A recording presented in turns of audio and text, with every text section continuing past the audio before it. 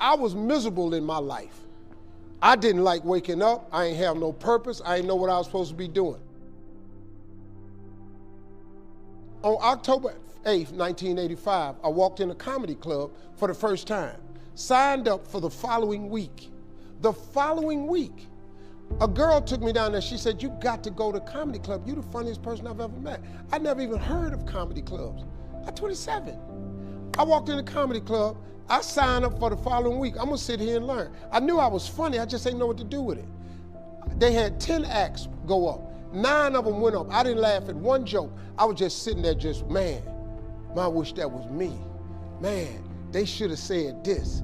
Every joke they told, I knew the punchline before they said it, and I wrote a better punchline in my mind, what they should have said.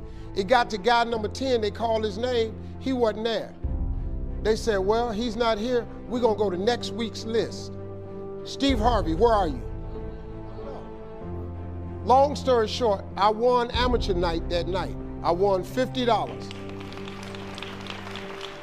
It was a 45-minute drive to my house with this girl named Gladys. I cried 45 minutes. She said, "What you crying for? It ain't but $50. I said, no, you don't even understand. I was born tonight. I now know what I'm supposed to do. I went to work the next day, October 9th, and quit my job. With $50, I had nothing. I just never gave up. I'm gonna tell you something. That decision cost me everything I had. I lost everything. I lost my family. I lost friends. I lost everything. I became homeless. I lived in a car for 3 years. But I just saw this, I saw this vision. I just pursued it. I said, wow, that's it. You have to take chances in life. Life is about risk. If you play it safe in life, you ain't gonna have much of a life. If you play it safe, you won't have much of a life. Life is risk. It takes courage to pursue your dream. Now, it's gonna cost you something. Most people are not willing to pay what it costs to go after your dream, because you're gonna have to hurt a little bit. And most people don't like being uncomfortable. If you don't wanna be uncomfortable, please do not pursue success, because success is a very uncomfortable feeling. And I just learned to be comfortable being uncomfortable. Life is hard. See, for every time you have a plan, a dream, an aspiration, or a goal, do you know what happens every time you have one of those? This thing comes along called life. It happens to everybody. Life has disappointments, it's got peaks and valleys. You're gonna lose somebody you care about one day. That's a valley. Somebody gonna close the plant you thought was gonna stay open so you could retire. That's a valley. Somebody gonna fire you for an unjust cause. That's a valley.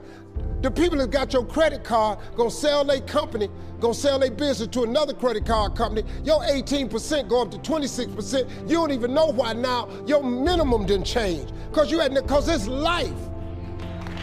You can stop thinking that life fitting to be easy, cause I got news for you, it ain't. That's a false hope to think you're gonna have a wonderfully carefree life. That's unthinkable. We all live in this bubble. What you gotta do, you gotta put more air in your bubble. You got to blow your bubble up. Expand yourself. Take yourself out your comfort zone. Do not live in your bubble. Put some more air in your bubble. If you stay in your comfort zone, that's where you will fail.